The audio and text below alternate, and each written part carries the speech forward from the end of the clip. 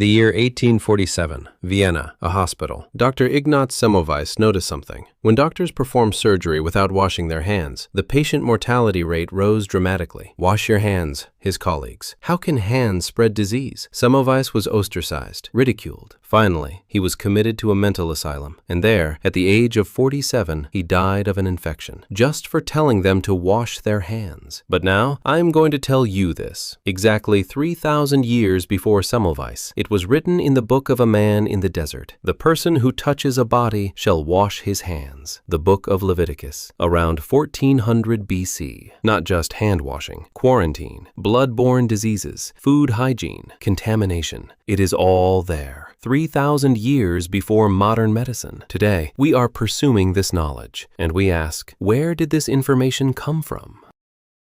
Most people know the book of Leviticus as a boring book of religious rules, sacrificial rituals, religious holidays, dietary laws. But medical historians look at this book with very different eyes, because Leviticus is one of the oldest and most comprehensive public health manuals known to humanity. Quarantine, Leviticus chapter 13. It describes in detail what to do when someone with a skin disease is identified. The sick person shall sit alone. They must live outside the camp. Quarantine. This word entered medical history in the 14th century during the plague epidemic in Venice. Quarantina, 40 days of isolation. But Leviticus wrote this 2,700 years before that, and it didn't just write it, it established a system to examine the disease, inspect it, and make a decision. The core of modern quarantine protocols is right here. Hand washing. Leviticus chapter 15. The same command for everyone who touches a sick person, touches an object used by a sick person, or comes into contact with certain body fluids. They shall wash their hands with water. Joseph Lister developed modern antiseptics in 1867. Louis Pasteur proposed the germ theory in the 1860s. The Bible wrote this information in 1400 BC.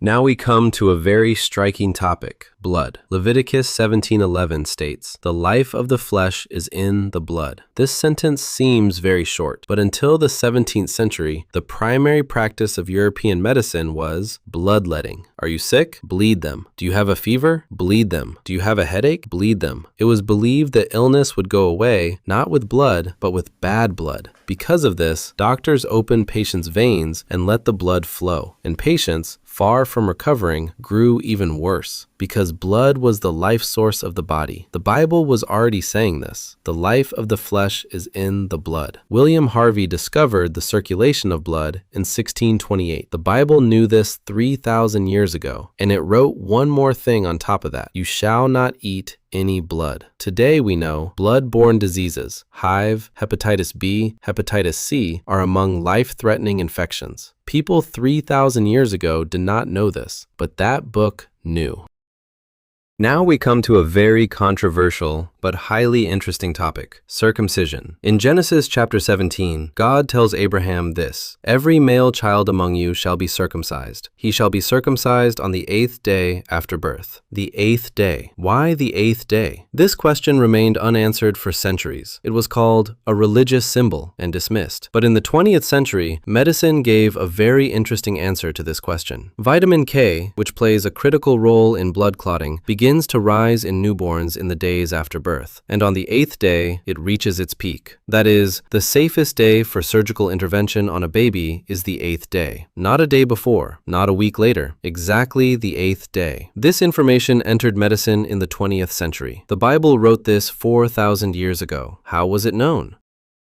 Leviticus chapter 11. It describes in detail which animals can be eaten and which cannot. And at first glance, this list seems strange. Do not eat pork. Do not eat seafood without scales and fins. Do not eat carrion. Why? The religious explanation is God commanded it. But when modern food science looks at this list, it sees something very interesting. Pork, Teniasis, tapeworm, Trichinella spiralis, a parasite transmitted by undercooked pork. In the hot climate, with no refrigerators, eating pork 3,000 years years ago was deathly dangerous. Shellfish, mussels, oysters, shrimp, these are filter feeders. They filter the impurities of the water they are in, and they can accumulate that dirty water in their bodies. In hot weather conditions, without a cold chain, these animals can host diseases like cholera and typhoid. Carrion, a dead animal. Did it die of disease? Was it poisoned? Is it spoiled? It is unknown. Modern food safety is based on these exact principles. Do not eat meat from a questionable source. Leviticus was writing this 3,000 years ago.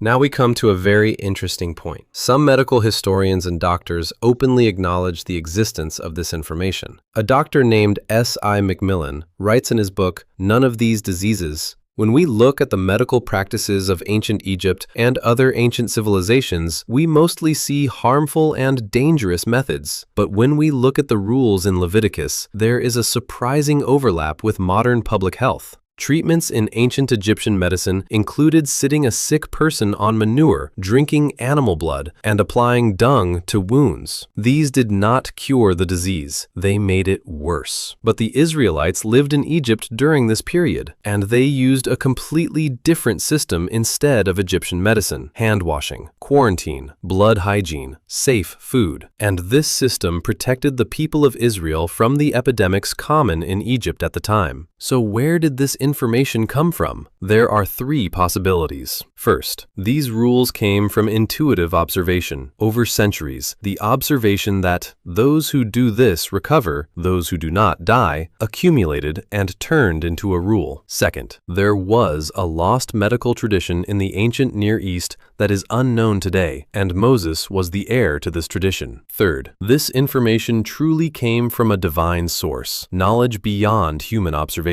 Which one is correct? Science supports the first and second possibilities, while faith supports the third. But it must be said, whichever possibility you choose, it is extraordinary that this information was written 3,000 years ago.